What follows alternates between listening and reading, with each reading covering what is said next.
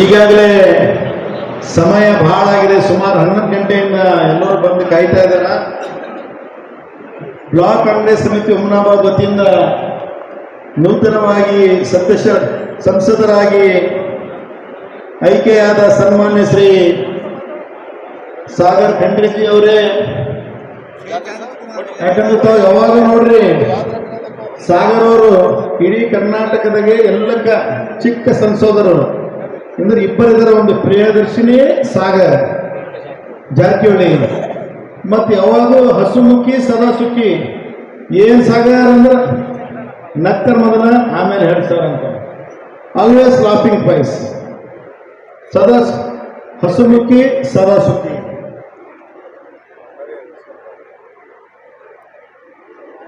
ನೂತನವಾಗಿ ನಿಗಮ ಮಂಡಳಿ ಅಧ್ಯಕ್ಷರಾದ ನೇಮಕರಾದ ಸಿ ಬಸವರಾಜ್ ಜಾಬ್ಶೆಟ್ಟಿ ಅವರೇ, ಮತ್ತ ನನ್ನ ಮಗನಾದ ಡಿಸಿಸಿ ಬ್ಯಾಂಕ್ ಉಪಾಧ್ಯಕ್ಷರಾಗಿ ಆಯ್ಕೆಯಾದ ಅಭಿಷೇಕ್ ಪಾಟೀಲ್ ಅವರೇ,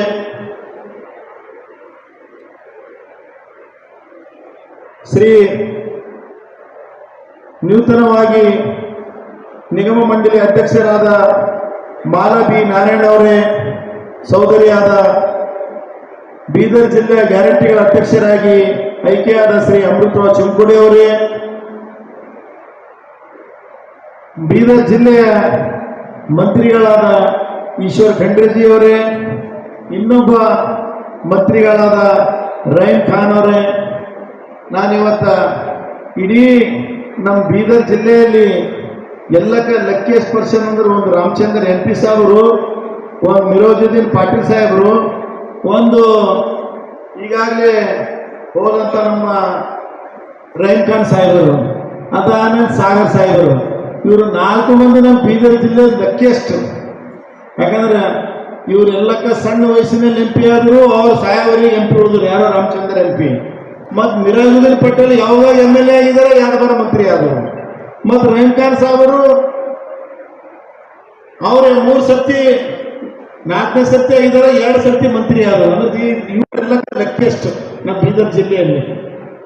ಇಲ್ಲಿ ಸೇರಿದಂತ ಎಲ್ಲ ಬೀದರ್ ಜಿಲ್ಲೆಯ ಎಲ್ಲ ತಾಲೂಕಿನಿಂದ ಬಂದಂತ ಎಲ್ಲ ಕಾಂಗ್ರೆಸ್ ಮುಖಂಡರು, ನಮ್ಮ ವಿಧಾನ ಪರಿಷತ್ ಮಾಜಿ ಸದಸ್ಯರಾದ ವಿಜಯ್ ಸಿಂಗ್ ಸಾಹೇಬ್ರೆ, ಅರವಿಂದ್ ಕುಮಾರ್ ಅರಳಿ ಅವರೇ, ಸುಭಾಷ್ ರಾಥೋಡ್ ಅವರೇ, ನಮ್ಮ ಇನ್ಚಾರ್ಜ್ ಹಾಕಿದಂತ ರಮೇಶ್ ಮರುಗುಡ್ ಅವರೇ, ಇಲ್ಲಿ ಸೇರಿದಂತ ಎಲ್ಲ ನಮ್ಮ ಕಾಂಗ್ರೆಸ್ ಪಕ್ಷದ ನಮ್ಮ ತಾಲೂಕಿನ ಮುಖಂಡರೇ, ಇವತ್ತ ಮಾನ್ಯ ಮಂತ್ರಿಗಳೇ, ಇವತ್ತೇ ಯಾಕೆ ಇಡಕ್ಕೆ ಕಾರಣ ಬಂತಂದ್ರೆ ಇವತ್ತ ಗಣಪತಿ ಹಬ್ಬ ಇದ್ದರು.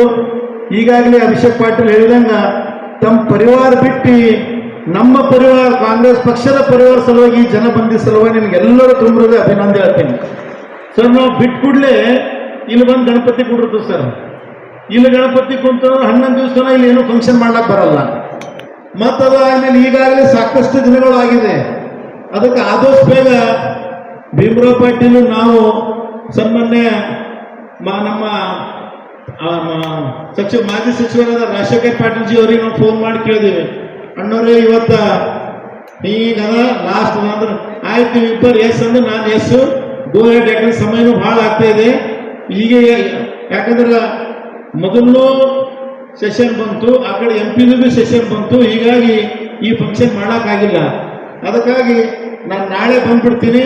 ನೀವೆಲ್ಲ ಕೂಡಿ ಅಫ್ಸರ್ ಮಿಯಾ, ನಮ್ಮ ತಾಲೂಕು ಪಂಚಾಯತ್ ಎಲ್ಲರೂ ಅಧ್ಯಕ್ಷರು, ಎಲ್ಲರೂ ಕೂಡಿ ಯೂತ್ ಅಧ್ಯಕ್ಷರು, ನಾವೆಲ್ಲ ಕಾಂಗ್ರೆಸ್ ಪಕ್ಷದವರು ಕೂಡ್ಕೊಂಡು ಡಿಸಿಷನ್ ತಗೊಂಡು ಈ ಕಾರ್ಯಕ್ರಮವನ್ನು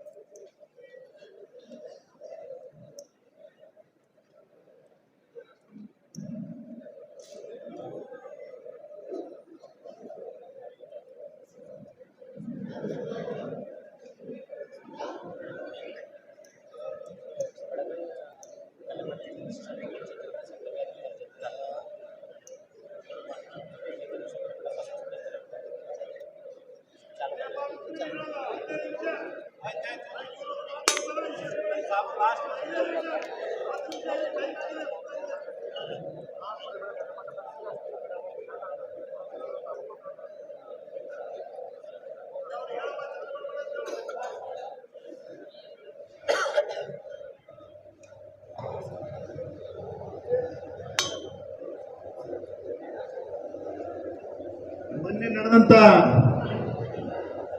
MP ಮತ್ತು MLC ಎಲೆಕ್ಷನ್ಗಳನ್ನು ತಾವೆಲ್ಲ ಸಾಕಷ್ಟು ಪರಿಶ್ರಮ ಪಟ್ಟು, ಯಾಕಂತ ತಮಗೆಲ್ಲ ಗೊತ್ತಿದ್ದಂಗೆ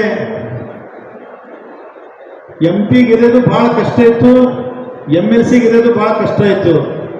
ಆದ್ರೆ ನಾವು ಎಲ್ಲ ಕಾಂಗ್ರೆಸ್ ಕಾರ್ಯಕರ್ತರು ಒಂದಾಗಿ ಒಕ್ಕಟ್ಟಾಗಿ ತಾವು ಪರಿಶ್ರಮ ಮಾಡಿದ ಸಲುವಾಗಿ ಇವತ್ತು ಸಾಗರ್ ಖಂಡ್ರೇಗೌಡ 1,25,000 ಮತದಿಂದ ಗೆಲ್ಲಬೇಕಾಯ್ತು. ನಾನು 5,000 ಮತದಿಂದ ಗೆದ್ದೆ. ನಾನು ಎಲ್ಲ ಎರಬ್ಬರು ಇಡೀ ಇತಿಹಾಸವನ್ನು, ಯಾಕಂದ್ರೆ ಇಡೀ ಕರ್ನಾಟಕದಲ್ಲಿ ಎಲ್ಲರೂ ಕಣ್ಣು ಬೀದರ್ ಕ್ಷೇತ್ರ ಮೇಲಿತ್ತು. ಯಾಕಂದ್ರೆ ಎಲ್ಲರೂ ಏನಾಗಿತ್ತು, ಬಿಜೆಪಿದವರು MP 3ನೇ ಸತಿ ಇತ್ತು.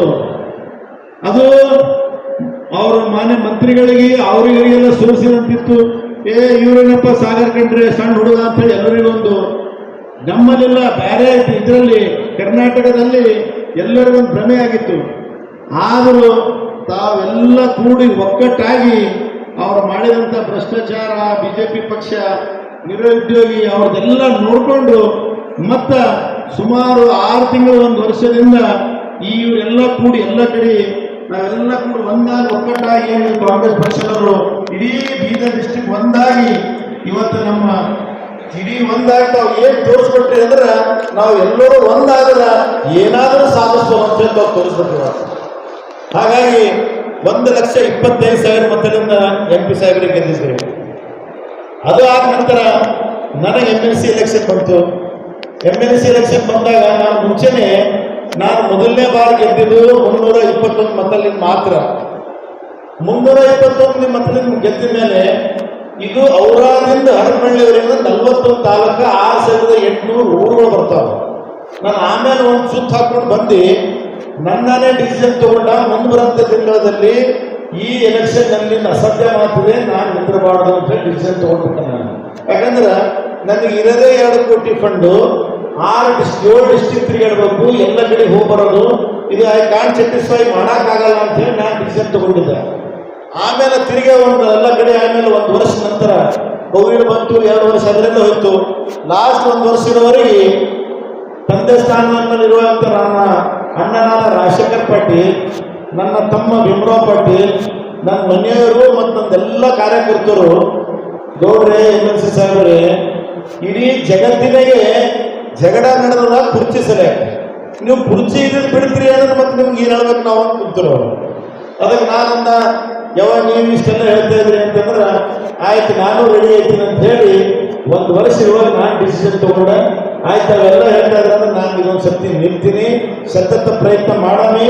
ನಮ್ಮಿಬ್ಬರು ಅಣ್ಣ ತಮ್ಮಗಳಲ್ಲಿ ಏನೇ ಇರಲಿ ನಾನು ಹಿಂದೆ ಜೊತೆ ಇದ್ದೀವಿ, ಗೋ ಹ್ಯಾಡ್ ಎಲ್ಲರೂ ಕೂಡಿ ಮತ್ತೊಂದು ಸತಿ ಭೀಮರಾವ್ ಪಾಟೀಲ್ ಹೆಂಗೆ ಇರಿಸಿ ಹಂಗೆ ನೀನು ಇನ್ಯಾಕಾಗಲ್ಲ ಒಂದಾಗಲೇ ಜೋಳ ಚೆನ್ನಾಗಿ.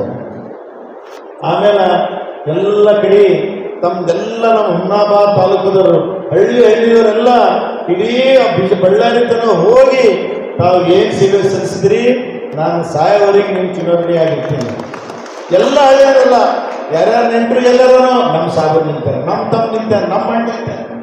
ಮತ್ತು ವಿಶೇಷವಾಗಿ ನಂದು HKDT ಟ್ರಸ್ಟ್, SVT ಟ್ರಸ್ಟ್ ಎಲ್ಲ ನಮ್ಮ ಶಿಕ್ಷಕ ಬಾಂಧವರು, ನಾನ್ ಟೀಚಿಂಗ್ ಸ್ಟಾಫ್, ಹ್ಯಾಂಗೆ ಸಾಗರ್ ಖಂಡ್ರೆ ಅವರು ಅವ್ರದ್ದು ಭೀಮಣ್ಣ ಖಂಡ್ರೆ ಸಂಸ್ಥಾನದಿಂದ ಅಲ್ಲಿ ಹ್ಯಾಂಗೆ ಕೆಲಸ ಮಾಡಿದ್ದಾರೆ, ಅದೇ ಥರ ನಮ್ಮ ಸಂಸ್ಥಾನದಿಂದ ಎಲ್ಲರೂ ಕೂಡ ಒಕ್ಕಟ್ಟಾಗಿ ಕೆಲಸ ಮಾಡಿ ಇಡೀ ಹುಮ್ನಾಬಾದ್ ತಾಲೂಕ ಎಲ್ಲ ಹಳ್ಳಿಯಲ್ಲಿ ಜನರು ಎಲ್ಲ ಕಡೆ ಹೋಗಿ ಸೇವೆ ಸಲ್ಲಿಸಿದ್ರಿ. ಇದೇ ಒಂದು ದೊಡ್ಡ ಕಾರಣದಿಂದ ನಾನು ಇವತ್ತು ಗೆದ್ದು ಮಾತಾಡ್ತಾ ಇದ್ದೇನೆ. ಅದಕ್ಕೆ ಈಗಾಗಲೇ ಎಲ್ಲರೂ ಸಾಕಷ್ಟು ಮಾತನಾಡಿದ್ದಾರೆ. ನಾನಂತೂ ನಿಮಗೆ ಅವಾಗ ಸಿಗ್ತಾನೆ ಇರ್ತೀನಿ, ಮಾತಾಡ್ತಾನೆ ಇರ್ತೀನಿ. हुमनाबाद के बसवराज पाटिल चौक इंटर रोड NH 65 पर ताज सौदागर ओल्ड फर्नीचर में मिलेंगे सभी तरह के ओल्ड फर्नीचर जैसे कि sofa set, dining table, chair, racks और पुराने टीन शेड।